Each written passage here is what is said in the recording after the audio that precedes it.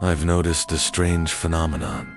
You know, back when phones had keypads, typing was a real hassle. You had to press a key multiple times just to get one letter. If you wanted to type hello, you'd have to press for twice, three twice, five three times, five three times again, and then six three times.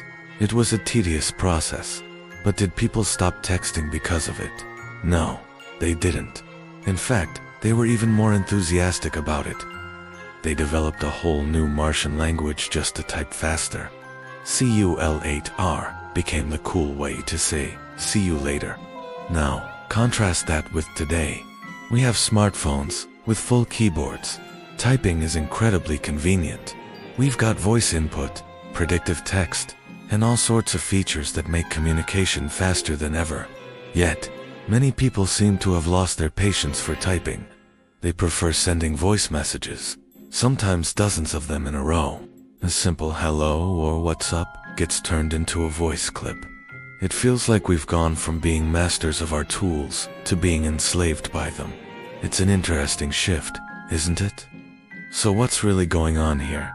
I think it boils down to the concept of perceived value and the path of least resistance. Back in the keypad era, every text message was a labor of love. The effort required to type it out added a certain weight and value to the communication. You wouldn't bother typing a long message unless it was important. The recipient understood this, and the message was appreciated more. It was a high-effort, high-reward system. Today, communication is almost effortless. With a single tap, you can send a voice message. It's the path of least resistance. But does this convenience actually improve communication? I'd argue it often does the opposite. Voice messages are a one-way street. They're easy for the sender, but can be a huge inconvenience for the recipient.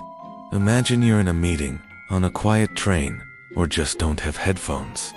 You can't listen to a voice message. You have to find a private space, plug in your ears, and listen. What could have been a quick glance at a text now becomes a whole production.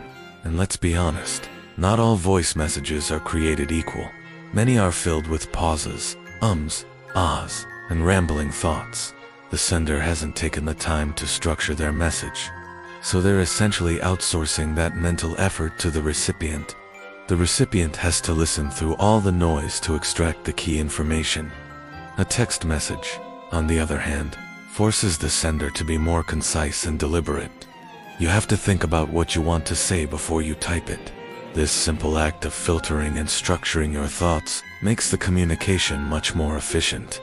There's also a psychological element at play. The constant barrage of voice messages can feel like an invasion of personal time and space. It demands your immediate and undivided attention in a way that a text message doesn't. A text can be read at your leisure, replied to when you have a free moment. A voice message sits there, a little red notification, demanding to be heard. It creates a sense of pressure and obligation. I think this trend reflects a broader societal shift towards prioritizing individual convenience over mutual respect in communication. We become so focused on making things easier for ourselves that we forget to consider the impact on others. It's like leaving your shopping cart in the middle of the parking lot because it's easier than walking it back to the return area. It's a small act of selfishness that, when multiplied by millions, creates a less considerate and more frustrating world. So what's the solution? I'm not saying we should ban voice messages entirely. They have their place. If you're driving and need to send a quick, urgent message, voice is a great hands-free option.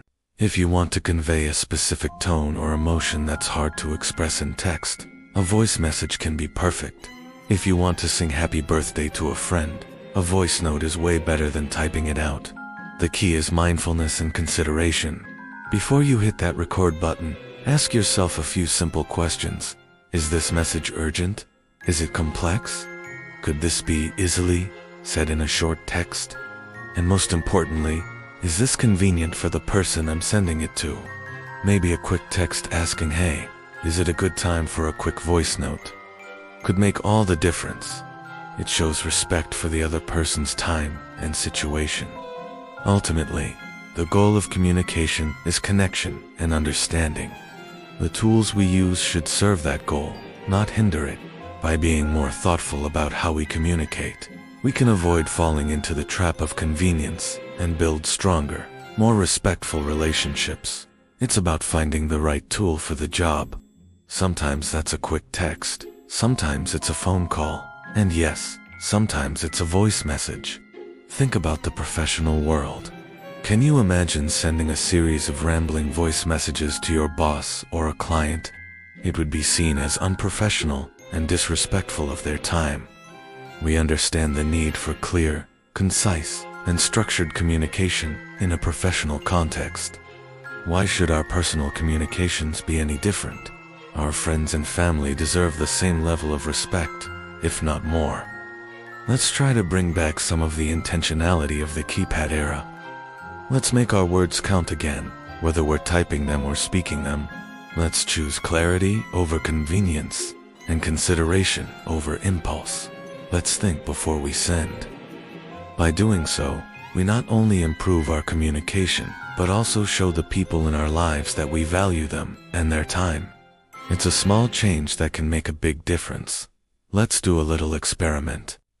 For the next week, try to be more conscious of your communication habits. Before sending a voice message, pause and consider if a text would be better. And when you do, send a voice message. Try to make it concise and to the point. See how it affects your interactions. I have a feeling you'll find your conversations become more meaningful and less of a chore. The evolution from keypads to voice notes is a fascinating case study in human behavior and technology. It shows how the path of least resistance isn't always the best path. Convenience is a powerful lure, but it can lead us down a road of lazy communication and social friction.